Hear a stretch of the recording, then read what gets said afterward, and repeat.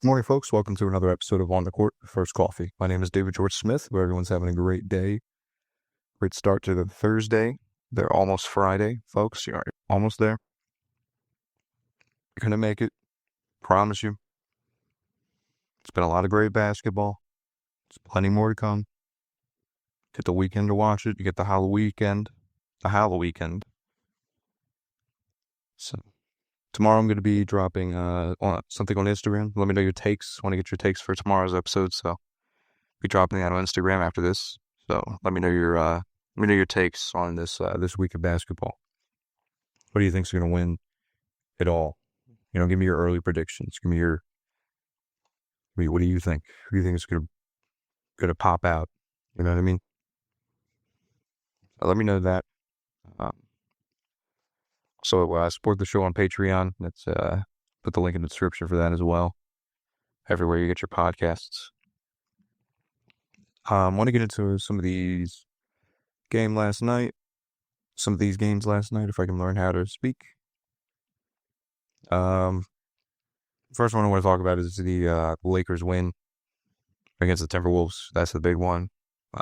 Austin Reeves with a 12-foot floater at the buzzer, beating the Timberwolves without Luka, without LeBron. Austin Reeves giving you 51 points. It's been phenomenal. Give you 28 and 16 last night, and then 51 with Sacramento. Phenomenal. It's absolutely spectacular. Very cool. Very, very cool. Interesting to see him doing so well, and taking a step up for this team. They also didn't have Marcus Smart, Gabe Vincent, or Max Kleber, so they were actually very short-handed, as well as the Timberwolves are, with Anthony Edwards being out.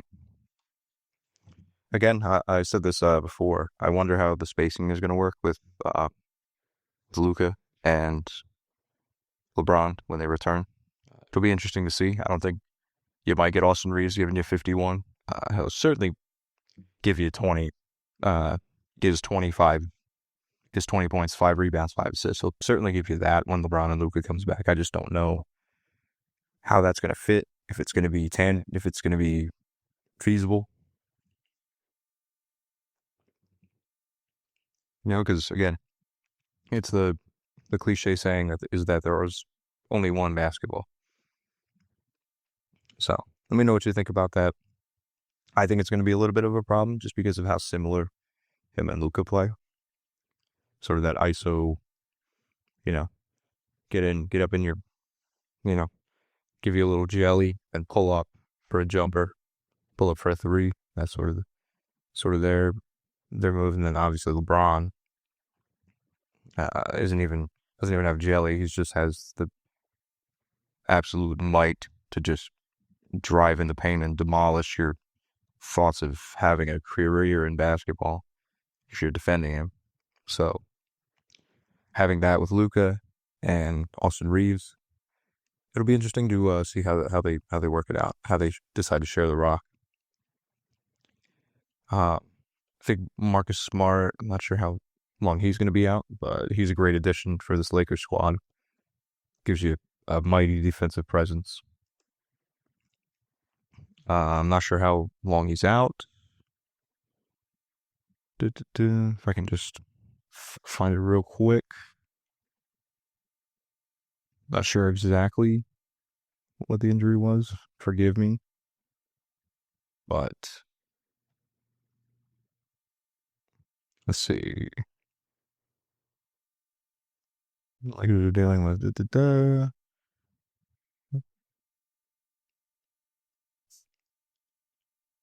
right quad contusion. It's got a right quad contusion. Doesn't sound serious. I think if he was going to be out for a couple weeks, we would have known about it. He was dealing with a Achilles injury that during the training camp affected him, but I'm not sure if he's going to be out for a substantial amount of time. So we'll see what happens. It's going to be very interesting for the Lakers.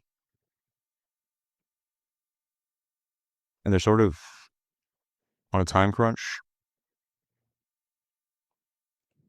in a way. Not necessarily, but you do have to make LeBron happy. You have to keep him happy. I don't think LeBron at this point in his career would want to go on another team. I think he retired. He signed with the Lakers at what, 35 was when he retired, when he signed with the Lakers. 34, 35. I don't think you don't just go to LA at 34, 35 and then leave, after 5 years of that.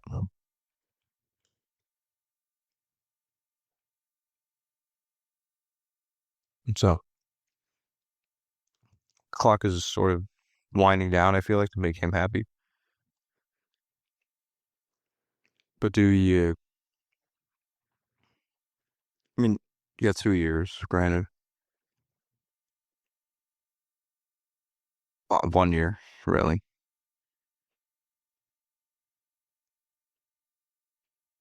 But do the Lakers care? Because they've got a young Luca. That's what I'm thinking about. If the Lakers fall short, are they going to care? Are they going to make a bunch of crazy moves just because LeBron would want them to do that? Or are they going to say, hey, well, you're 40, you're a year or two away from retirement. We've got our young star. We've got a guy that's 26, and he looks like the next big thing. Probably is the next big thing. You look at I think him, Luka, Giannis, and Wemby are probably going to run the rest of the 2020s after the LeBron, KD, Curry era. Really interesting if you're a Laker fan. Luka Doncic been at the start of the season giving you 46, 11 and a half rebounds, 8.5 assists, shooting 62% from the field. That's 10th in the league.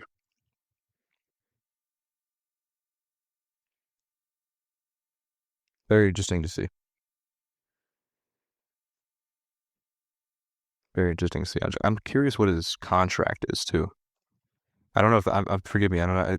Yeah, I forget. It's a 5 year. You got the 5 year 250 that they just signed him to that. Uh, that was very recent. You gotta forgive me, folks. It's early. A lot of other things. So many different teams, so many different players, so many different contracts. And it's also 8 o'clock in the morning. So forgive me if I don't remember Luka Doncic contract off the top of my head.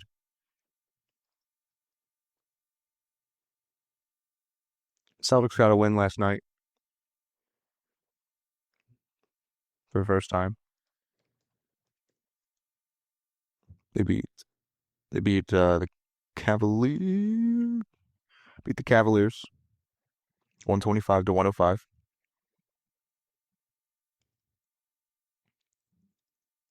Look how the rebound numbers were. I'm not gonna go in. I'm not gonna clown the Celtics like I have been. I'm not gonna beat them while they're down. But I would like to know how they've been doing on the rebound scale.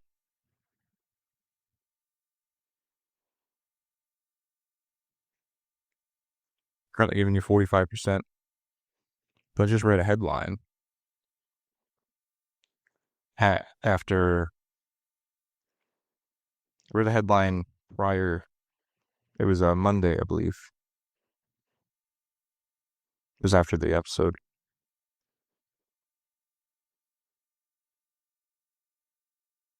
It was, forgive me. They're getting crushed on the glass. Is what? Yeah, that's literally the headline that I found. Celtics are 0-3. Well, they're 1-3. This was Monday, but they're getting crushed on the glass to start the season.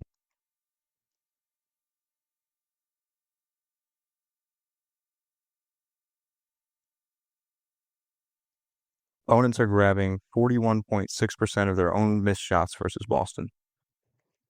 It's worst in the league by almost 4%.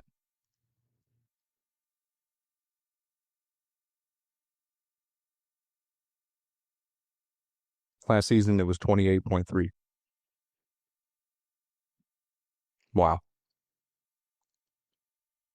Yeah, Sunday, the Pistons rebounded an absurd 47.4% of their own missed shots, the highest output by any team. That makes me that would frustrate the crap out of me. As a coach, that it does. I mean, this is NBA. And, I mean, I'm talking AAU basketball. I mean, rebounding is one of the most important aspects of the game. So that's just wow. Most teams when they win, how many?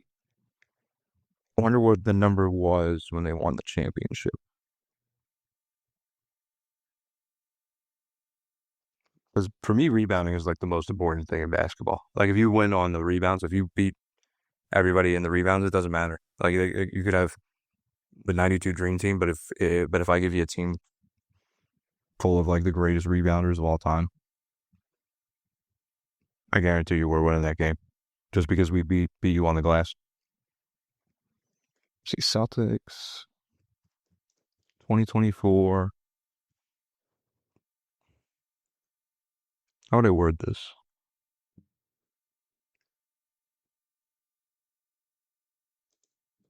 Allowed offensive 20 Celtics 2024 offensive rebounds allowed. Let's have a look here because I'm curious.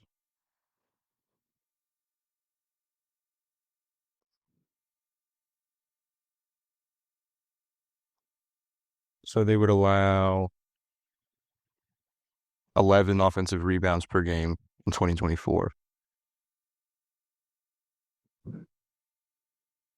I'm not sure how exactly to do the math for that percentage, but that's pretty good. The Wizards had the most opponent offensive rebounds per game that season. You got to win on the glass, folks. You got to win on the glass. Let me know your thoughts about that. It'll be interesting to see what happens with Boston this year, especially with how the East is panning out. Take a look at that currently. Bulls are 4-0, Sixers 4-0, Heat are 3-1. Bucks up there. Pistons have been playing some good basketball. Beat the Magic, beat the Celtics, beat the Rockets. Like what I've been seeing from Detroit. Let me know what you've been seeing from Detroit. What do you like about Detroit? Only 4 games tonight. Tomorrow, you got the Cup. So tomorrow's episode will be going over that as well as your takes. Make sure to go on D Smith Basketball on Instagram. That's at D Smith Basketball. And give me your takes on the league, what you've been thinking about so far. A week or 2 in. What are you thinking? How you feeling? Cup starts tomorrow, so we'll be going over that. Tonight you got the Magic and Hornets at 7 at Charlotte. I think the Magic will take that one. They've been playing pretty well. Yeah. Hornets still building. You got the Warriors at Milwaukee at 8 o'clock. That'll be a good game. I'll be tuning into that one. Probably have that one on the laptop. And then have the Thursday night football game. Who's playing Thursday night? Ravens Dolphins. Wow. That'll be a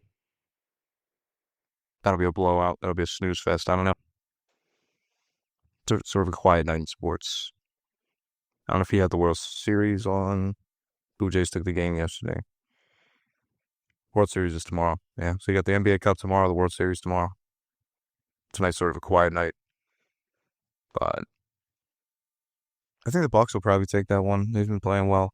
They have a really good home presence. They're going to keep that up. Give me Milwaukee.